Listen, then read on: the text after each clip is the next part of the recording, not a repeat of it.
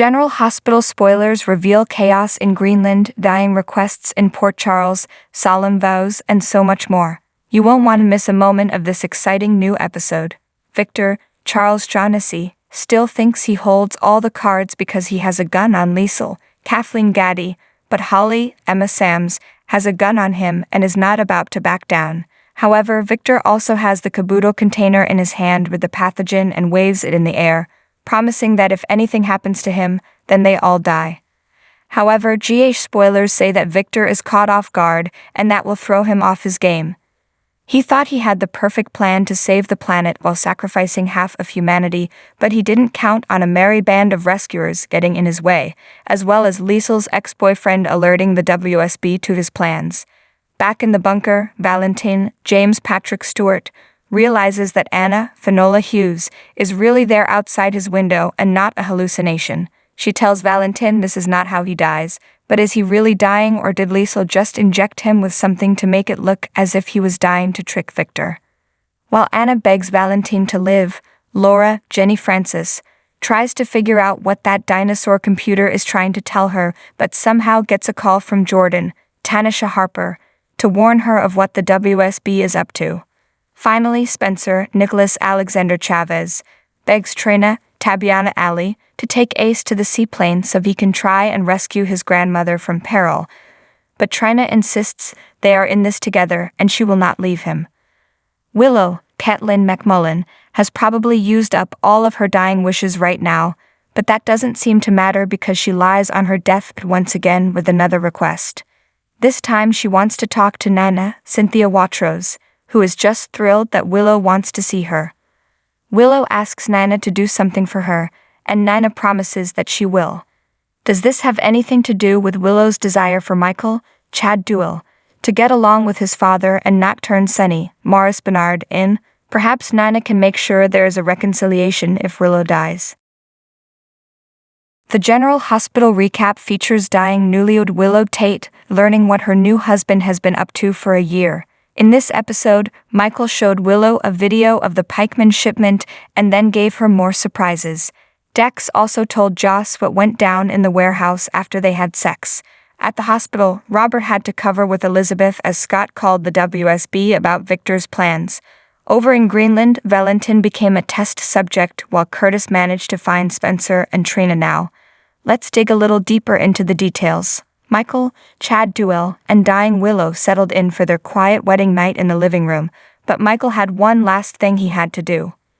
He brought Willow outside with her bouquet and then carried her over the threshold. The newlyweds talked about their future and what Sonny, Maurice Benard, did for Carly, Laura Wright.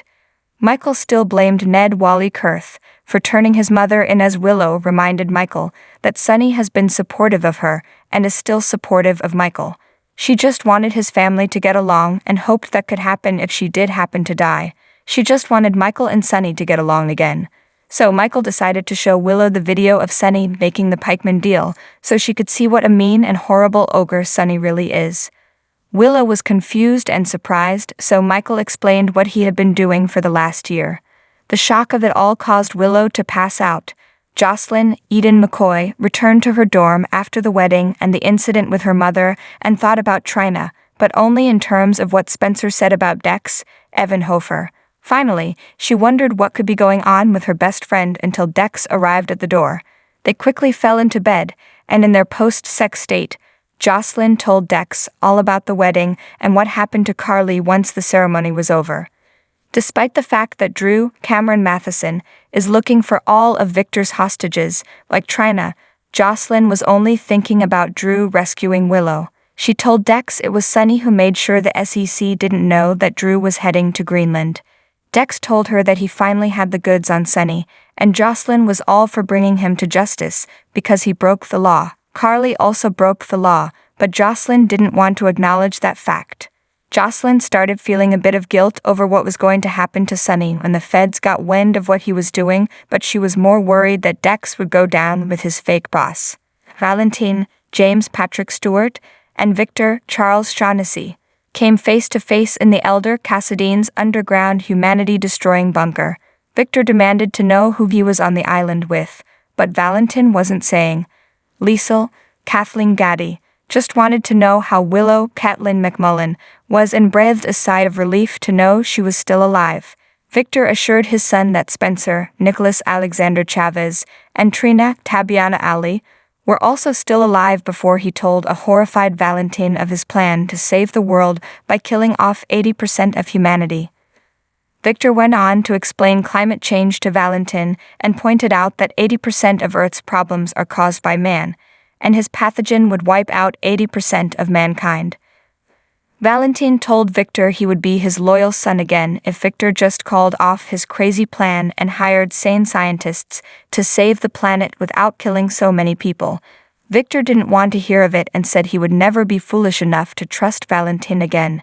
So Valentin then offered to be Victor's test subject as long as he set his other hostages free. That was another no-go for Victor, as he ordered his goons to drive Valentin away to be an unwilling guinea pig. Liesl was tasked with injecting him with the pathogen, but made one last plea to Victor, telling him this was his son. Victor said he wasn't his son anymore, so Liesl gave Valentin the shot. Not long after, Valentin's nose started bleeding. Victor's goons kept watch over Spencer and Trina on a docked haunted star, but Spencer did his best to break free by attacking the men. They didn't take too kindly to that, so they tried to beat him. Suddenly, Curtis, Donald Turner, appeared to stop them, but was undercover as another goon. Spencer knew why Curtis was there and said he was just worried about Trina and mentioned where her room was. When a real goon became suspicious of fake goon Curtis, Spencer caused another distraction so Curtis could go find Trina. Curtis made it to Trina's room and knocked out the guard.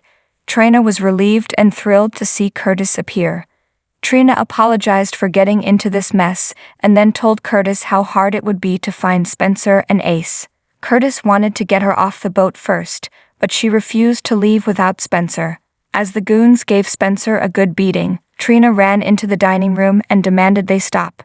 Back in Port Charles, Robert Tristan Rogers spent his time standing guard over a sleeping Scott, Kin Shriner, while he tried to reach Diane, Carolyn Hennessy, Elizabeth, Rebecca Herbst, then knocked on the hospital room door to see Anna, Finola Hughes, who had already made a beeline for Greenland with Holly. Robert tried to head Liz off at the pass, and she was suspicious as to why. She didn't believe any of Robert's excuses for why she couldn't see Anna. Liz knew Robert wouldn't try to stop her from seeing Anna for no good reason, and she agreed to give him a little bit of time before she entered the room. On the other side of the door, Scott finally woke up and called the WSB. He apparently managed to get through quickly because an agent soon appeared and burst into Anna's room, allowing Elizabeth to finally see why Robert was stalling her. After Scott started rambling about Victor destroying the world, Robert called Scott an idiot and told him he just managed to kill the woman he loved. Finally, Portia, Brooke Kerr, tried to keep herself distracted by work, but all she could think about was Trina. Marshall, Robert Gossett, soon popped in so they could worry about Trina together and was surprised to hear that Trina called, and Curtis went off to rescue his maybe daughter.